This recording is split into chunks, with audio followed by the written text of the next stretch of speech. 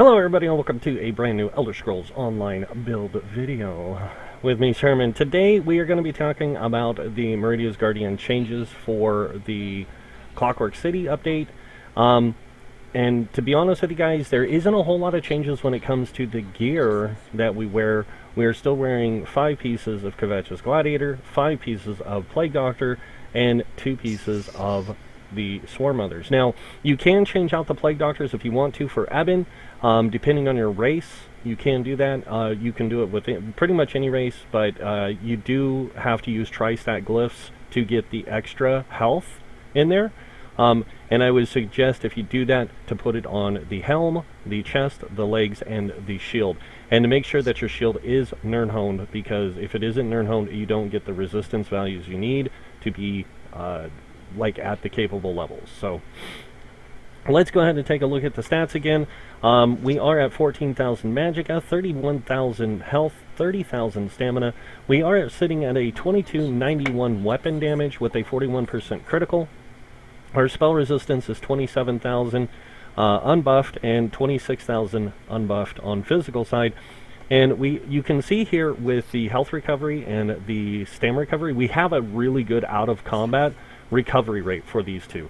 So that really plays on this build a lot, to have that higher recovery rate when you're not in combat. You really want that higher recovery rate. So that's why here we have an 868 and here we have 778 on magic recovery. The 778 really helps in the combat situation, here for the recovery in combat.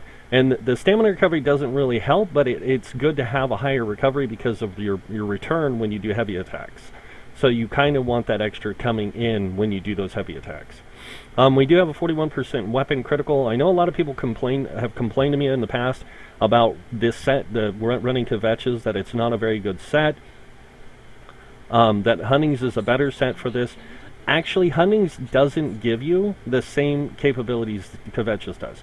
It does give you consistent weapon damage increase, but the problem with that consistent weapon damage increase is that tanks focus mostly on light and heavy attack damage to get the greater damage potential, especially when they're solo playing or when you're playing in dungeons and stuff. You want to get that extra damage in there. And you're not going to be doing a whole lot of damage until you get to what's called a burn phase, which is when the enemy is below 25% health anyway. So getting that extra 1800 weapon damage with all the bonus weapon damage you get really helps with this build. So the higher crit allows for the greater damage. And you really want that higher crit, especially when you get those enemies below 25% health. Alright, moving on down here. I do want to mention this. I am running the Lady Mundus Stone. The reason I chose the Lady is because I don't like using gear that gives me resistances, because it takes away from the build itself. So I like to get resistances from other places, and that's why we run the Lady Mundus Stone, is to get that greater resistance value. Moving on here, we have Major Savagery from having Expert Hunter on both bars, so that we get that extra critical rating there, and it's really important that we have that, because it's part of the build itself. We are running Tri-Stat Food. Purple Tri-Stat Food is the best option, and the CP 151 that gives you the max magicka, max health, and max stamina. You can run Dubious Cameron Throne if you want to for the higher stamina recovery, because that higher stamina recovery does play in on a stam tank. You really want the higher recovery rate, so that way you're not utilizing the things from other people. You're not synergizing off spear shards and stuff like that more often for blocking. Instead, you're letting your DPS grab those spear shards, so that way they can keep more consistent rotations.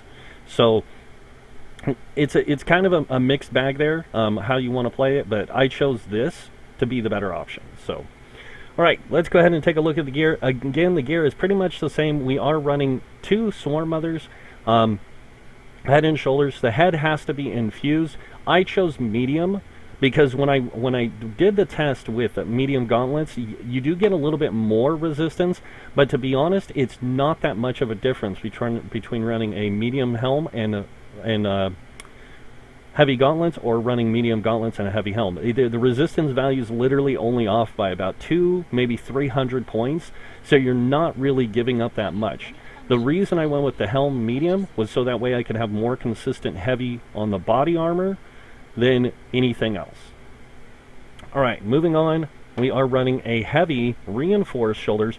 Now, a lot of people will say Nirnhoned is the better option, but with the changes to the game's systems, Nirnhoned only works if you have resistance values below 2,000. Anything that has a resistance value 2,000, I would say 2,500 or higher, goes better with reinforced than it does Nirnhoned.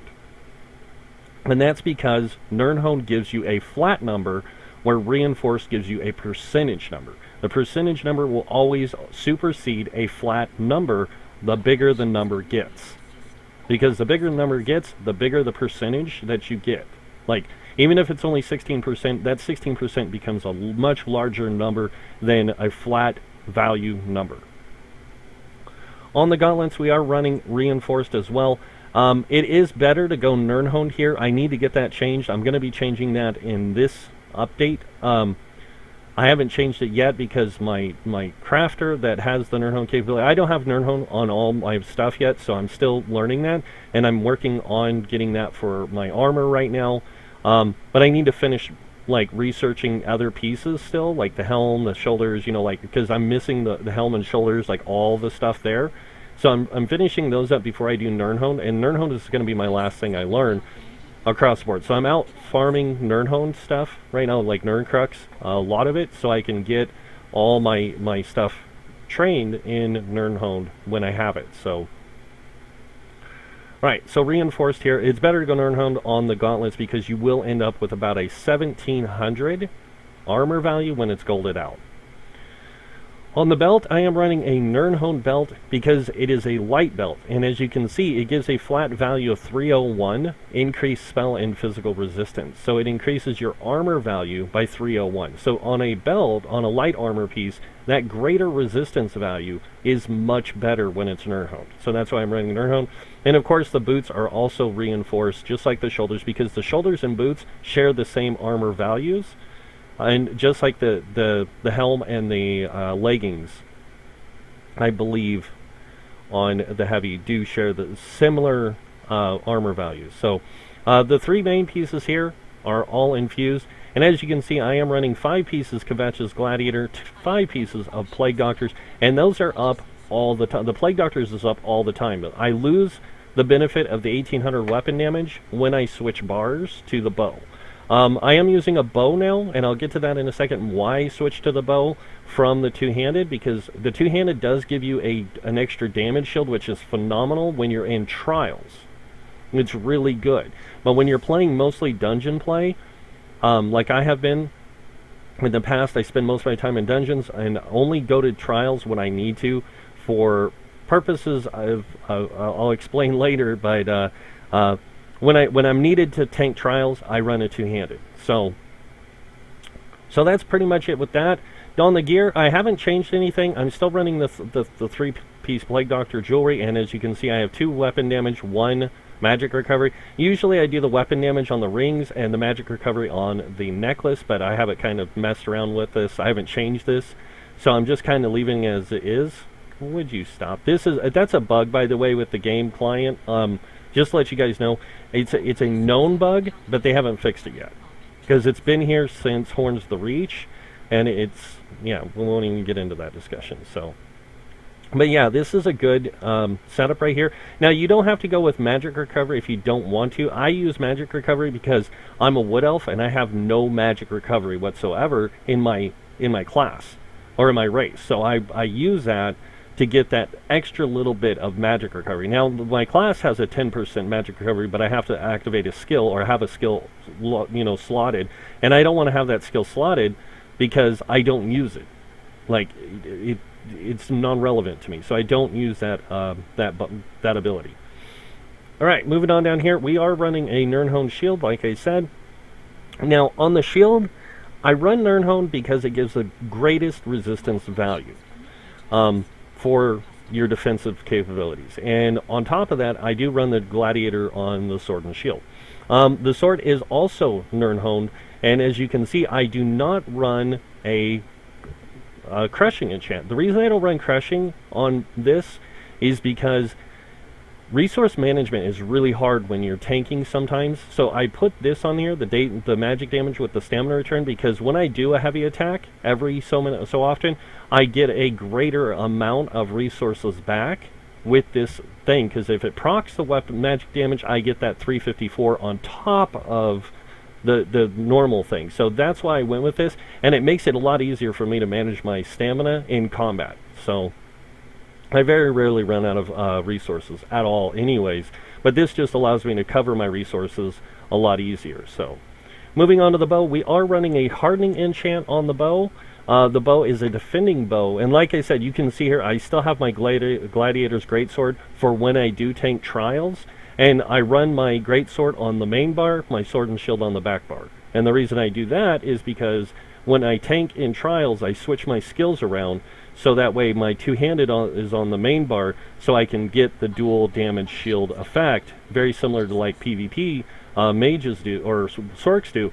They do the shield stacking to mitigate a lot of damage, and you can mitigate a ton of damage in trials with doing that. Dungeons as well. If you don't want to run a bow, you don't have to, but I'll explain why I run the bow here in a second. Like I said, the bow is kind of essential to this setup with the sword and board, because you don't have a ranged taunt unless you take the Undaunted taunt, and if you take the Undaunted taunt, you give up a slot of an ability that you know, or something that you might need that's more important to the build. So I don't like running the ranged taunt if I don't have to, but I will if it's needed. And it's only needed for certain situations, to be honest, in some dungeons, but the bow works just as good. So, because the game does play off of damage aggro, even though a lot of people say it doesn't, it does play off damage aggro. It also plays off of healing aggro as well. So we'll get to that in a second as with that. So that's the gear, that's the traits, all that kind of stuff. Let's go ahead and take a look at the skills really quick. We're just going to kind of fly through these, and I'll explain the passives and everything. First, I do want to explain the passives first. So no matter what you're playing, you always want to unlock the passives to anything you use. It doesn't matter what it is. If you're using any ability from a skill line, you want the passives maxed out, because there might be like important reasons to have them. And it might not be just that they're important, it might just be really beneficial. Even though it doesn't pertain to your role, it could be beneficial to your character in the long run. So always unlock your passives to everything. So if you're using, like me, I use sword and board, I have all passives unlocked. I use two-handed, I have all passives. I use bow, I have all passives. In fact, I'll do it now. So now I have all passives. And the reason why you want these passives is so that, like I said, you get the greater benefit of your character. When it comes to armor, light armor, I have all the passives that are pertinent. Medium armor, same thing, the ones that are pertinent. And heavy armor, I have the ones that are pertinent. And it's really smart. If you're using 5-1-1 setup, make sure you get just the top two here and the bottom one. The reason you want the bottom one on this is for the increased movement speed from sprint, and then the reduced dodge roll cost. That reduced dodge roll cost can make or break a build in a lot of ways. So having it here is really important. All these things are very important to have. On the world skills, I do always make sure I fill out the bottom two here. This way, one allows me to revive without a soul gem every hour. So if I die in a dungeon, I can revive without using a soul gem. The same thing goes with a trial. If I die, I can use it without wasting a soul gem. I also unlock Soul Lock. Killing an enemy with a weapon ability has a 10% chance to automatically fill an empty soul gem. I never have empty soul gems on me. And the reason why is because I'm always filling them up.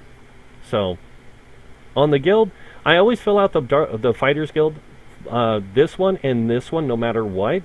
But I go with Slayer as well, because I do have Evil Hunter on my bar, and that does give me a 3% increase to my weapon damage. So that kind of is an important thing. I have Skill Tracker unlocked because your Fighter's Guild abilities deal an additional 20% against damage against Undead Daedra. I do switch this ability out sometimes for Flawless Dawnbreaker, because Flawless Dawnbreaker does give us a 5% increase in our weapon damage, and we're using it on the sword and board bar. it gives us that greater damage potential. And the more damage you can do as a tank, the more faster the bosses will die. Even though a lot of people say that tanks can't do damage, they can. It's just that person's opinion that tanks can't do damage, because that's what they've been told countless times by many other people. But the truth is, they can. On the Mages Guild, make sure you just fill out this passive Persuasive Will, because it's just quest related, and there's a lot of quests that it can help you out in getting some kind of greater help or something like that. Thieves Guild, I don't fill out anything. Undaunted, every passive, of course, and then of course I have Inner Beast unlocked because I do use the Stamina Taunt instead of the Magicka Taunt, because I can't waste the Magicka. I would much rather waste the stamina than the Magicka, because I can get stamina back faster.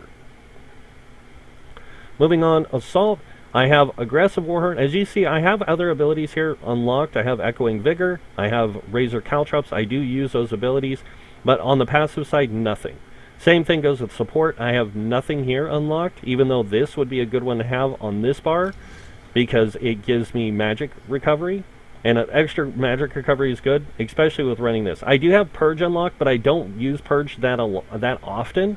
The main reason why I don't use Purge that often is because I just don't have the space for it. And if I did have the space for it, or had to remove something to make the space for it, it detrimentally hurts the build.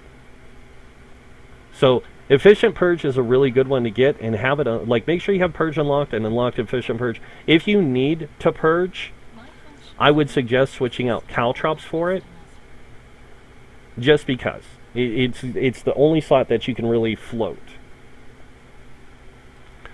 Alright, so moving on with the racials, of course, all racial passives, and then on crafting, I don't have it, but you do want medicinal use unlocked so your potions last longer. I use health pots, stamina pots, or whatever, and if I have them, I use tri-stat pots. I'm out of tri-stat pots right now, but tri-stat pots are really good. If you're like running low on resources and you have one of those oh crap moments where I need the resource, you can use one of those pots. Boom, you have those resources, and they give a lot out. So, and then of course on the provisioning, you want to make sure you have this and this unlocked. So just make sure you have these maxed out, so you get 20 minutes extra on your food, no matter what food you're running. So going over the skills now, we have on the main bar, we have Pierce Armor. This is our main taunt. It is also our main thing to apply Major Breach and Major Fracture. It's kind of essential to tanking to have that capability to apply the Major Breach or Major Fracture, but you don't have to be the only one in the group with that kind of capability. So if you're playing a Warden, use it. If you have it, if you're using Subterranean Assault, use it. If you're playing a DK and you have the ability to apply Major Fracture with your Noxious Breath, use it. Because the more people applying these effects, the faster the damage is applied to those enemies, the faster things die. So, moving on, we are using Deep Slash, of course. Now, a lot of people have told me that Heroic Slash is a lot better option, but you're not just ever fighting one target. The only time that you ever fight one target is situational on bosses. 90% of the time, you're fighting multiple targets in encounters. So having the ability to apply Minor Maim to multiple targets is more effective than applying it to one target at a time, because you can't target enemies when they're packed up on top of you. You can only apply it to one. So if you can apply it to 3, the better off you are at reducing the group's damage. So that's why I run Deep Slash, and I find it more effective than running Heroic Slash. Yes, the ultimate gain is really good, but I'm not concerned about my ultimate gain. I'm concerned about my group surviving and not taking as much damage. That's my job, is to make sure that the damage being done is mitigated to me, and it's being reduced to my allies if they are taking damage. This also reduces their movement speed by 60%. This is why the bow and this work so well together, and I'll get to that in a second. Moving on, we have Blazing Shield. This is your lifeblood skill. This is going to be your ability you're going to be using a lot of, and with it costing so much magicka, you need that higher magicka recovery to kind of compensate. You don't need a massive magic recovery, but having a good one is really good. And I find that what I have works the best. So, moving on to the next one, we have Echoing Vigor. Now, a lot of people say Resolving Vigor is a good one. It is, But I like Echoing Vigor because it gives us flat amount to everyone, like the same amount to everyone, and it doesn't matter. And I can boost my healing because I am a Templar, so I can actually make this hit for a little bit more than other people. So that's why I run this one. Resolving Vigor is a much better choice, though, if you want to go Resolving Vigor. Next up is Evil Hunter. Now, this is an ability that I do use from time to time. I actually do use it. When you're playing through certain dungeons, there's a lot of times that there's the Daedra that go invisible. So having the ability to make them seen helps your group with the damage. Because if they go invisible, you can't hit them. You can't target them. So making them visible again really helps. So I use this in situational purposes, but mainly I have it slotted for the extra crit. Because that crit also plays on Echoing Vigor, and it also plays on the ultimate that I'm going to show you next. So the next ultimate I run is Reviving Barrier. Now I started running Reviving Barrier after I realized how effective this really is. I only use it in dungeon situations or certain aspects of trial situations where I need to help my group mitigate a lot of damage, because stacking and healing doesn't always cover it. So having the ability to throw this out to your group and give them a damage shield that mitigates a huge chunk of damage really does play a lot in especially the two new trials, Halls of Fabrication, or is it Halls of Fabrication, and the Asylum Sanctorium. Those two right there really have a lot of area of effect abilities being applied to you. So applying a damage shield mitigates more damage and stuff and helps the group a lot with survivability. So that's why I run this. And I also used to play a paladin in World of Warcraft, and they had kind of a similar ability, and when I saw this I was like, this would really play into the guardian, like the protector kind of thing. So I went with this instead. It also has a really great heal, especially in dungeons, because in dungeons, it's very rare you're going to see your group taking 31,000 damage right away unless it's a boss. Otherwise, you can use this. And I use this in oh crap moments. When I see like a DPS running in to hit something, when I see him the boss getting ready to do a major attack, I will throw this on them really fast so they don't get obliterated in that hit by 30,000 damage, you know. So it saves their butt. Alright, moving on to the back bar, we have Venom Arrow. Now, I know a lot of people are going, Venom Arrow? Venom Arrow is a really great interrupt, and I have found this to work amazing in not only dungeons, but also in trial situations, especially the older trials, the 3 original trials that came out with Craglorn.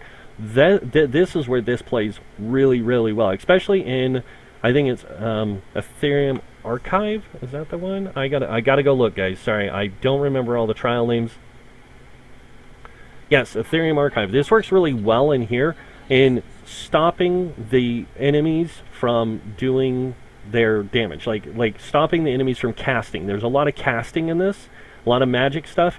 So stopping those enemies is really effective, and when you have the ability to do that with a bow, it really plays well in it. It also works really good in in this Hellrow Citadel against certain enemies, stopping their casting. Maw of Lorkosh, same thing, that stops their casting.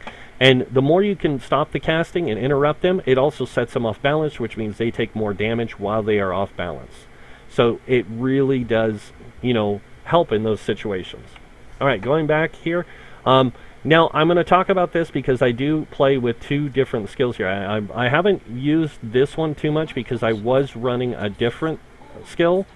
So, when I'm playing dungeons, I use Arrow Barrage. And the reason I use Arrow Barrage is because it's a huge area of effect, and it just helps apply a lot of damage when it's needed. It doesn't mean that you're applying a crap ton of damage all the time. It just helps apply damage where it's needed for the group. So it's really good on trash fights, things like that. But when it comes to certain encounters, I like to use Acid Spray. And actually, I like to use Arrow Spray better because Arrow Spray has a stun on it. So that stun can play really well in certain encounters, because especially those encounters where you're like in Vaults of Madness, when you're going down the hallways and the waves of mobs come running down them, you can do Arrow Spray, hit all of them, stun them, lock them down for a second, and then get in and drop an AoE or go in and, like I drop Caltrops, and then I go in and Deep Slash, and that'll just basically slow them to turtle pace.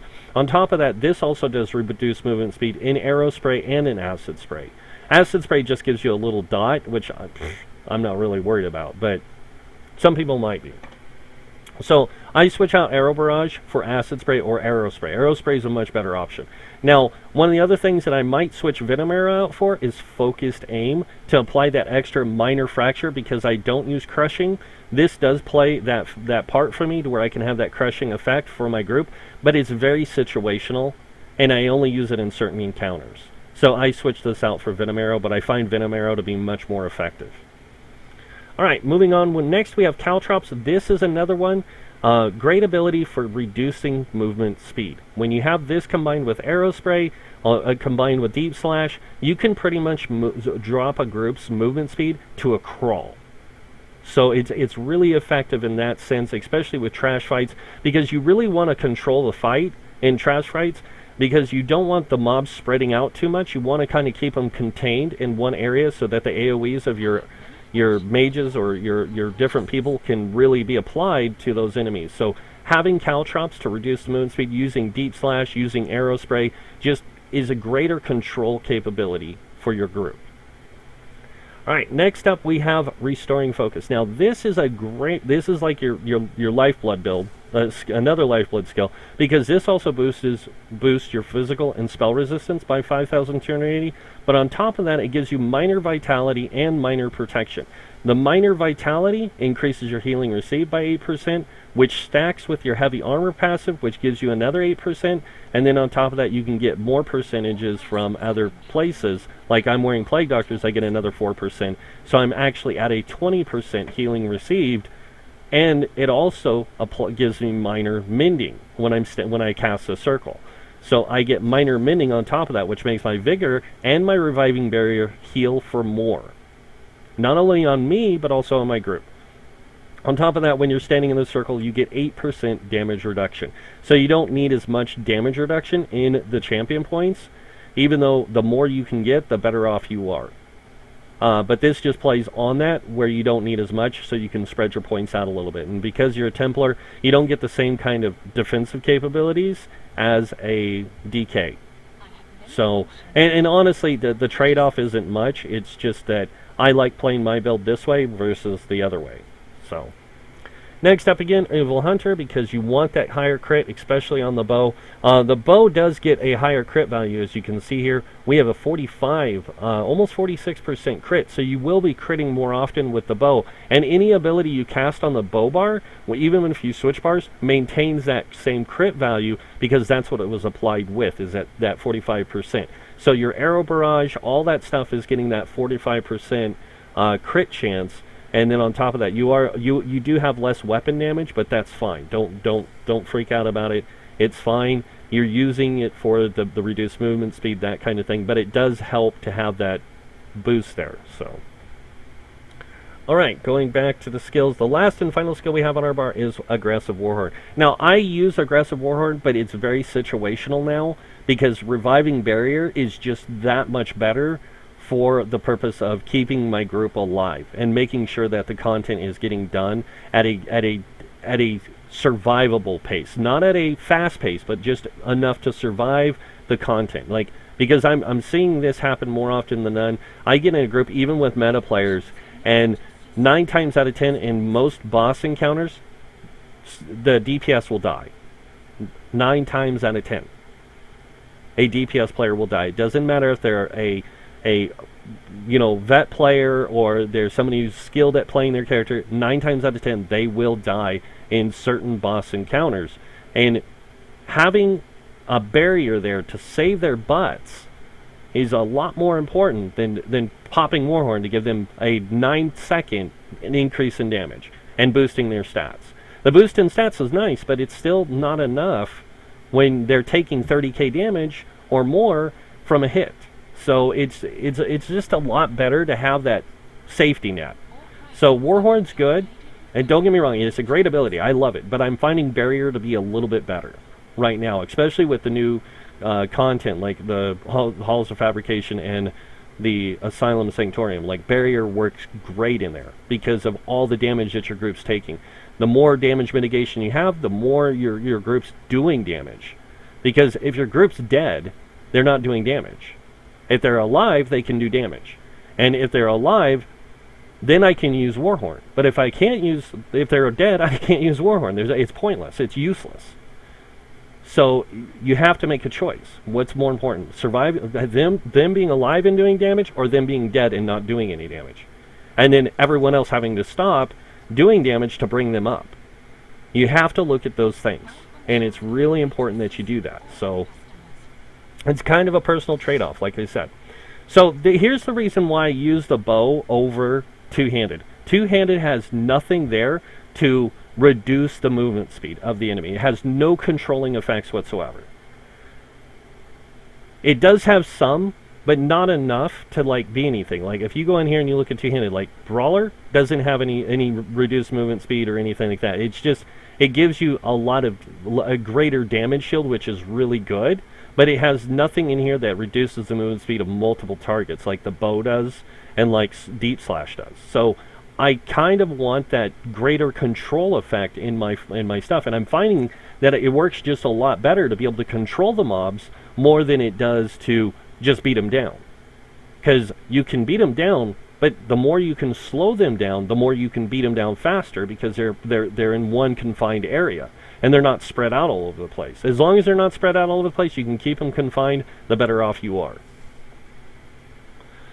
So that is that. We're going to go and take a look at champion points, and this is where most of the build is changed, is in the champion points. I redid some of the champion points and how I have them placed, because I found this to be a better option than what I was running in the past. So, and not a whole lot has changed, to be honest.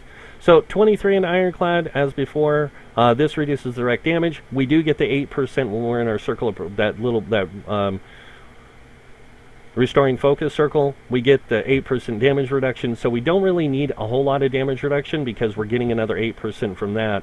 So this 10% is fine. You can take this up to 12 if you want. If you can find a way to get your resistances keep your resistances pretty decent, you can take away from Spell Shield to put into here to take this up to 12%, and you can do the same thing with everything else. So that 8% that you get stacks, applies with everything. So you have that. The other thing you can do is just take Hardy and Elemental Defender up to 8%.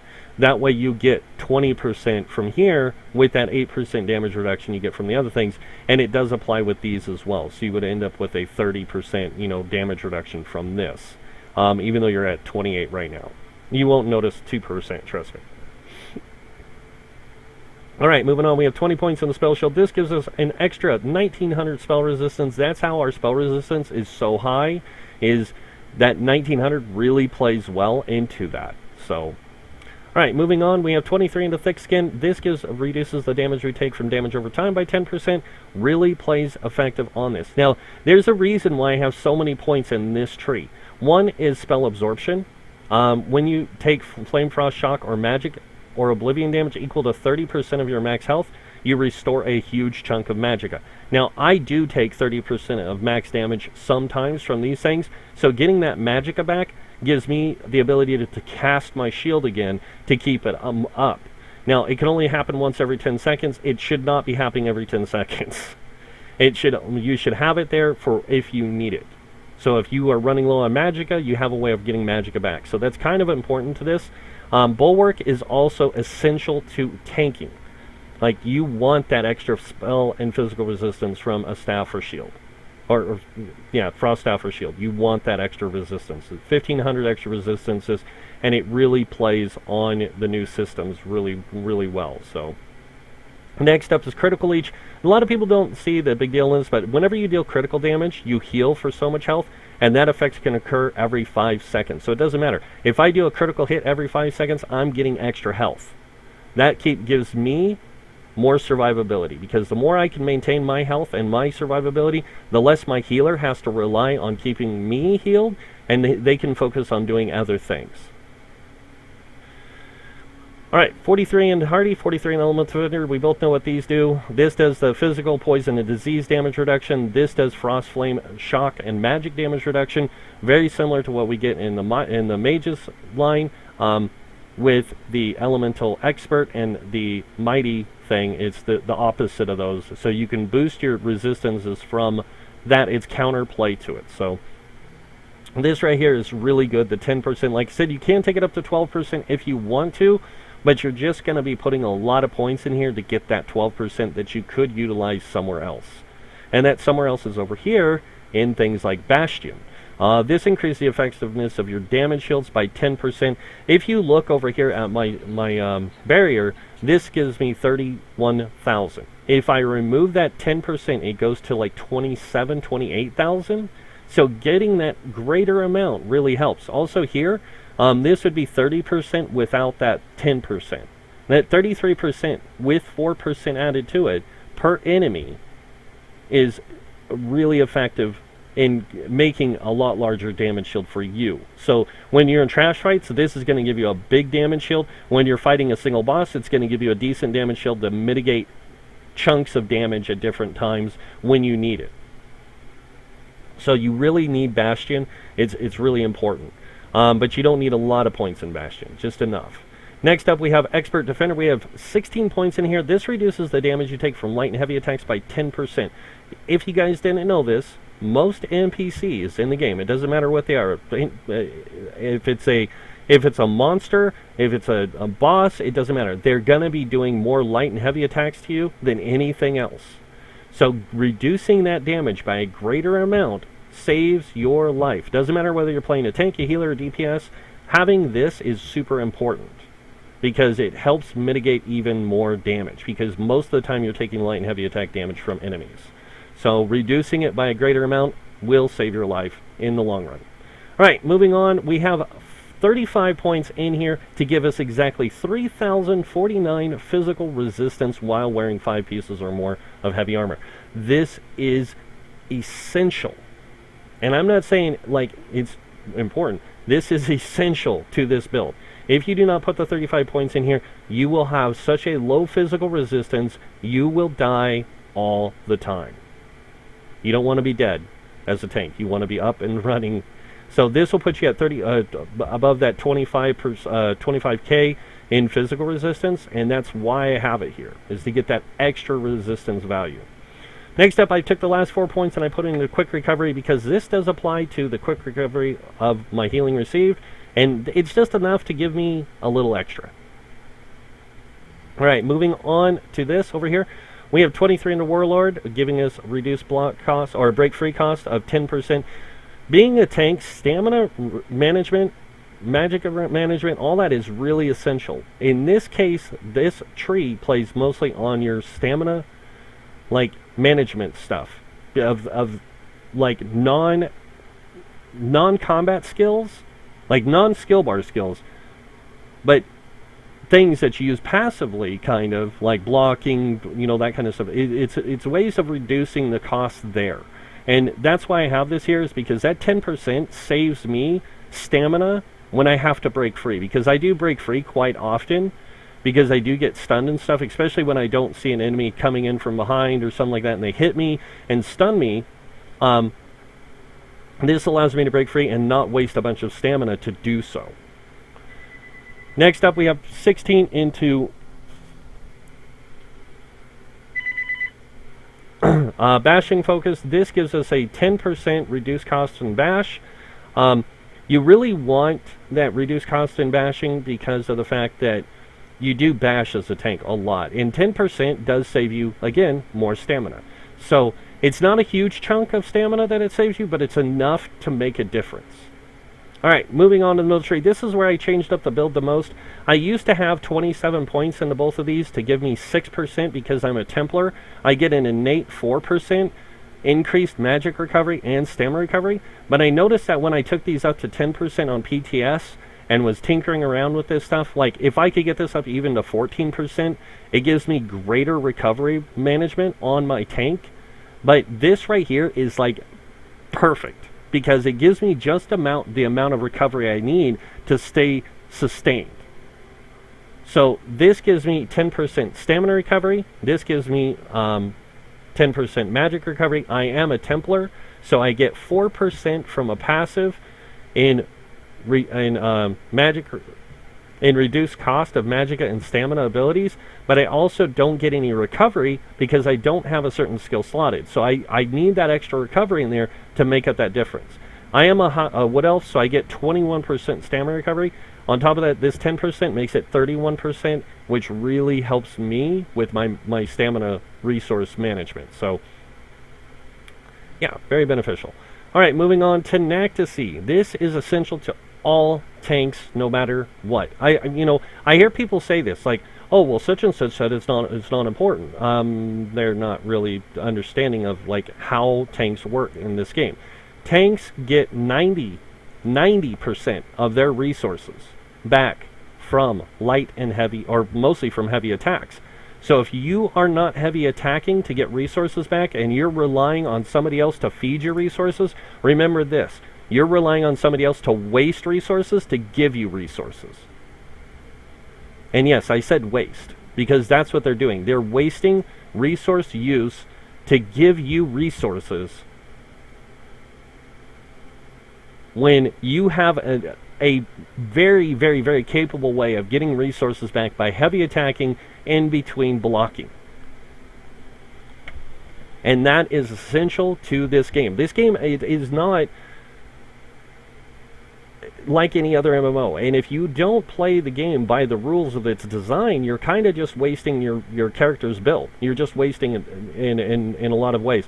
Now, I'm not saying that you don't have to or that you have to. I'm just saying that this one passive here is very essential to tanks and healers, especially because 90% of their resource return comes from heavy attacks. So getting that greater heavy attack resource return is really important. And having that 10% here really plays in it. Now, you can take this up to 75 if you want, but again, you're hurting your resources elsewhere. You're hurting your stuff elsewhere, and it can really mess with some things. So, all right, moving on to the next one. 6 into Befoul. We do use Reverberating Bash in some certain occasions, mainly on bosses that have a lot of healing done.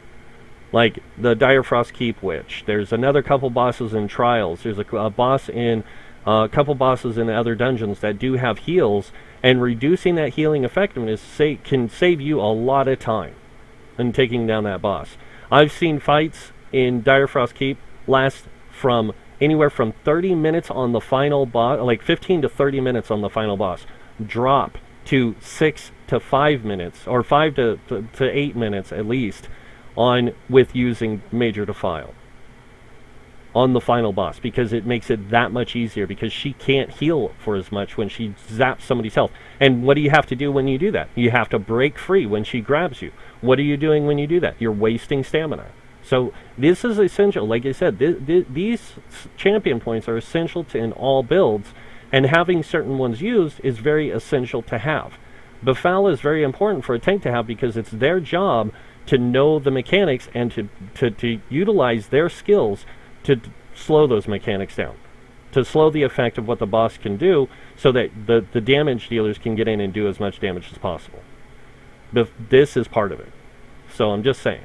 Moving on to the next one, Shadow Ward. This reduces the cost of blocking by 20%. Now, if you guys don't know, block cost with a Sword and Shield, if you have the passive Fortress, it reduces the cost of blocking by 36%. When you add 20% to it, it is 56% reduced cost. Now, it takes 20-something, 2,000-something stamina to block without any of this. This reduces it by 56%. Now, if I were to put block cost reduction on my character, like a lot of people do, yes, I can make pretty much the stamina use of blocking non-existent. But the truth of the matter is, I don't stand and block 900% of the time, or 90% of the time. I literally fight 90% of the time and only block the major damage abilities that I know are going to do the most damage to me. So that's why I don't use sturdy armor on any build, because sturdy's good, but it's only essential if you're blocking a lot of stuff, and I'm not playing in PvP, so I don't need sturdy, to be honest. So let's go back in here and finish up with this. So we were in the green tree here with talking about Shadow Ward. We're moving on to the next one. Now, this is where I changed also. I went and put 43 into Blessed, to increase my healing done by 10%. Now, if you guys don't know, I'm a Templar, so I get an 8% when I have my restoring focus down. That is 18% healing done. That plays off of my resolve, my vigor, sorry, resolving vigor, and it plays off of my reviving barriers. So I get a bigger heals off of those things, which really can save a group, and it saves a lot of resources on the healer front too, because they're not spamming heals as often. I can actually help heal, which alleviates some of their healing, especially in dungeons. All right, moving on to the middle tree here. Now you guys are going to notice some things changed here. I have 25 into weapon expert now, physical weapon expert. Instead of having the 20%, I decided 15% was good enough to give me what I need, especially when the rest of this stuff plays in the factors here. So 25% here, or 25 points here with 15%. This increases my light and heavy attack damage by 15%. And then 37 here, giving me a 15% increase in my direct damage. All light and heavy attack damage is direct damage. So that is together 30% increase in damage. 30% is a lot. I thought 40% was a lot before, but 30% is 10% shy of that, and I'm not worried about losing 10% of my damage when I can take those points and put it into shattering blows. Now, I know a lot of people are going to be like, but that's a PvP thing. That is not a PvP thing, because you don't realize how many enemies in this game actually utilize damage shields until you use an add-on that shows it. And when you see that these enemies like bosses, trash mobs, all kinds of stuff use damage shields, when you can strip those damage shields super efficiently, then you see why it's important. This is a very good skill for a tank to use, because there is about 25 different mobs in the game that use damage shields. And when you can strip those damage shields in seconds, they have nothing to protect them now. Now that damage is going right through and just shredding them. So that's why this is this change. What happened was because it's really important to have that greater damage in your character. So not just tanking, but for your group benefit. So that 10% plays not only for you, but also in group play. And I like it, especially in Ark's Cranium on the final boss. She pops up a damage shield constantly. When you can strip that damage shield in a few seconds versus, say, 15 seconds, you can strip it in like 5 or 6. Yeah, that's a huge difference. So that's why this is essential. Is certain boss encounters, certain trash encounters, you can just sit there and just rip these shields off, especially with Deep Slash. Because Deep Slash, that 10% applies to everything. All 3 hits of that target. So if you have 3 mobs with damage shields, goodbye. Just a couple Deep Slashes and it's gone. So that's, you know, and a lot of people are like, but aren't you wasting resources? No, because light and heavy attacks, remember. I'm going to go through the skill use of a tank, like the light and heavy attack rotation kind of thing, because when you do tank, you don't use a rotation. You play off the situation. So you have to know the boss mechanics in order to get your heavy and light attacks off. The rest of the time is just applying effect. That means applying the debuffs, applying the different things, and keeping them applied. If you can manage it, along with blocking, your character literally takes very little damage to begin with, because your resistance values are so high. On top of that, you have a really good damage mitigator with your damage shields that you have. So you utilize those damage shields, you utilize your block when necessary, you utilize every tool you have accessible to you, and things go by so much smoother. And this allows that. This shattering blows, the resource management stuff from the Thieves Guild line, all that. Alright, moving on to the final tree, we have this here, and we have Thaumaturge with 10%. I changed that out because I do use the bow, and some of it does have damage over time, so I just want to increase that damage over time just by a little bit.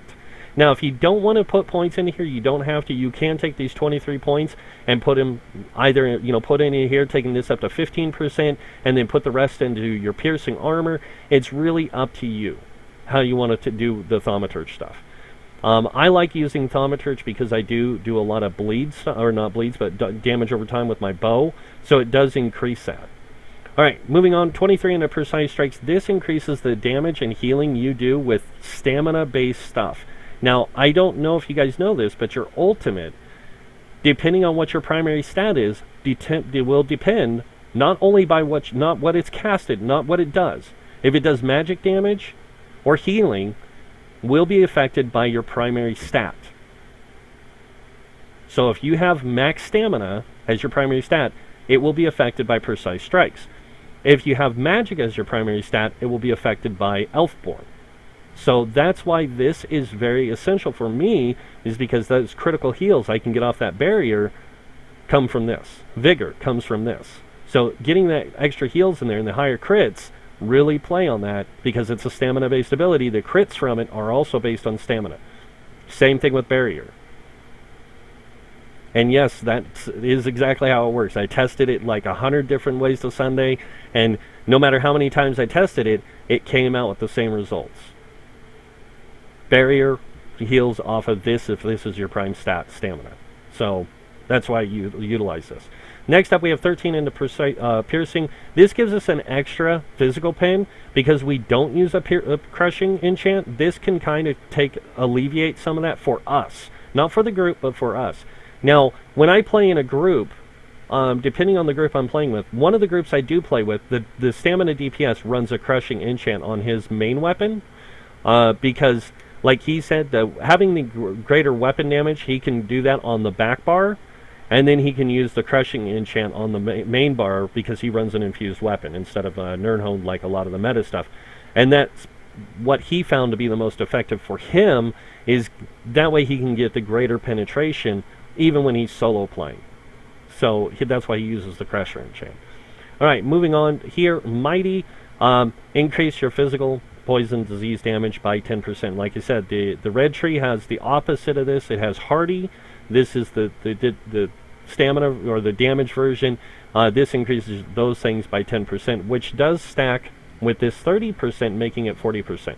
Now, this tree is really essential to tanking in itself because of things like reposit. As you guys can see here, when I block a melee attack, I have a 15% chance to redirect some of that damage back to them, and I can do 4,782 physical damage back to the enemy.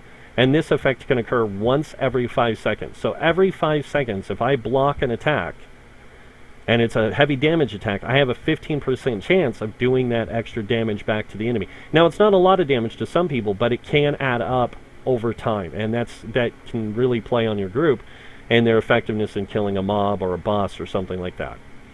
Next up, we do get Butcher as well. This increases our damage done with light and heavy attacks by 5% to the enemies below 25% health. Remember, 40% damage with light and heavy attacks, that's 45%. On top of that, we are using Kvetch's Gladiator. And Kvetch's Gladiator is a really phenomenal set with this build because when your target is under 25% health, remember that burn phase area, your weapon damage is increased by 1,800 for your light and heavy attacks. That means my damage, my weapon damage, goes to 4K. I have a 4K weapon damage when they're below that health. I will decimate. And I say I'm exaggerating, I really am, but that's a crap ton of damage coming out of my character for light and heavy attacks. And that's one of the reasons why I was running a two-handed to begin with this build, and I wasn't using Swarm Mothers, was because that Kvetch's Gladiator with a two-handed was absurd. Like, I was literally pushing some insane numbers with Kvetch's Gladiator. This just helps for greater DPS from you, because you don't do a lot of DPS to begin with. So you getting that extra DPS in there really can play on a group. But that's pretty much it for the build. Now, I'm going to take this build outside. I'm just going to, well, actually, we know what we'll do. We'll just teleport outside. And I'm going to just show you guys a little bit of this thing in action and like how it works and things like that. Like why I went with this. Now, like I said, I do switch to two-handed when I go into trials. If I'm in dungeons, certain dungeons I do use my two-handed in, but majority of the time, I very rarely use my two-handed outside of trials. Like, very rarely. Most of the time, I'm always running sword and board and bow now because of the effectiveness of it. So I need to change out my one skill here. just so I have it so you guys can see. So we're going to drop Arrow Barrage for Acid Spray just so you guys can see this. So when I start an encounter in a dungeon, I usually start with Venom Arrow. And then I do this. And as you can see, they are pretty much like moving like a turd. And then as soon as you do low slash on them in a dungeon situation and you hit them with that low slash, it reduces their movement speed by even more. So they literally look like a snail, like moving across the ground. They are super slow. And that can help with your AoE DPS by a lot. Especially when you have, you know, a Sork with you, or you have a DK with you, and or a Nightblade, you know, somebody, a magic damage person who's putting down like walls of elements, things that, you know, you want to keep the mobs inside of. You don't want them moving out of it. So the slower they are, the more effective you can burn them down. So that's one of the reasons why I use those abilities, and I don't focus on taunting a lot of trash anymore because of it. Because the greater damage we do as a group, the more effective and faster things die. So I'm going to use this Kagudi over here, even though it doesn't have as much health as like a boss or something. But it does have 41,000 health. I just want to kind of cover this aspect too on the light and heavy attack rotation. So when I'm fighting an encounter like this, I usually do a heavy attack and then light attack right afterwards. Heavy attack and then light attack. So that way, as you saw on that heavy attack, I got the magic glyph to go off. So heavy attack, light attack. Heavy attack, light attack. Always do a light attack right afterwards, or start with do a light attack and then heavy attack right afterwards. So that way you have greater control of your resources when it comes to your management of your stamina and stuff. Especially in like trash, in like boss encounters, you really have to watch how much resources you use, especially after the Morrowind changes, and then with Halls of you know, or Horns of the Reach and things like that. Like those changes put some definite play on this game on how you have to really set up your character. And the more resource management you have control of with your character, the more effective you can do your job, or whatever role you're playing. So that's why I did this. And that's why I made the changes to my tank build the way I did. Now, like I said, I was trying Acid Spray over Arrow Barrage to see if there was any difference. And honestly, Acid Spray is nowhere near as good as Arrow Spray because of the fact that Arrow Spray can hit enemies and stun them. So it not only does it reduce their movement speed, but it also stuns them for a certain amount of time. And then after they're stunned, they get the applied effect of the movement speed. So they still maintain that, and you can literally just lock enemies down. So it's a really effective thing when you do that. But I mainly use Arrow Spray in certain dungeon situations. The rest of the time I do run Arrow Barrage. And the reason I run Arrow Barrage is the greater effective damage that it can do, and the fact that it lasts longer than Arrow Spray. Like Arrow Spray is initial hit and then just the stun. Arrow Barrage hits and just continues to hit, but it doesn't slow the enemy. So you kind of have that trade-off there. And it's up to you to decide on what's going to be more effective.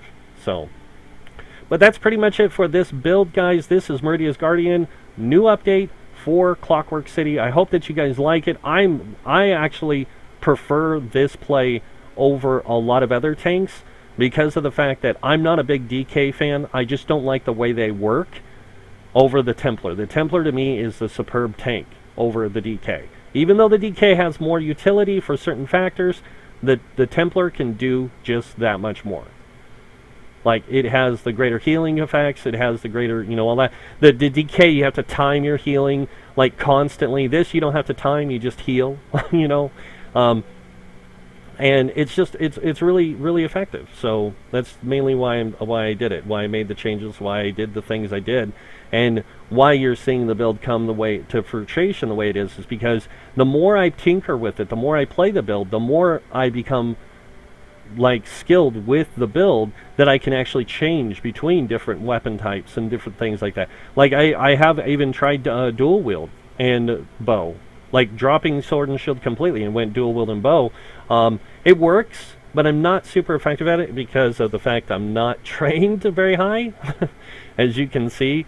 Once I get this maxed out, I might switch to dual wield and sword and shield and see how that works, because it might be more effective using Blade Cloak to give me that extra reduced damage from area of effects, and then using things like Twin Slashes to apply this, or maybe even Whirlwind to increase my stamina recovery, because there is a morph in here that has a greater stamina recovery on it. But I don't know. I haven't quite gotten that far yet to really test it. And I might do it on PTS just to see how well it is. But for now, I'm going to leave this build the way it is and play it the way it is, because I really enjoy it. I think it works out really well. So, and if you're really good at weapon swapping, you can keep the arrow stuff pretty much constant, along with your sword and board. 2 abilities from your sword and board and your recover, you know, like vigor and all that kind of stuff. You can maintain all this stuff pretty easily. So, but that's it for the build, guys. If you guys like this build video, hit that like button. If you guys want to see more videos by me, please hit that subscribe button. Other than that, I want to thank you all for watching this video. Until next time, have a wonderful day. And this guy will see y'all later. Bye.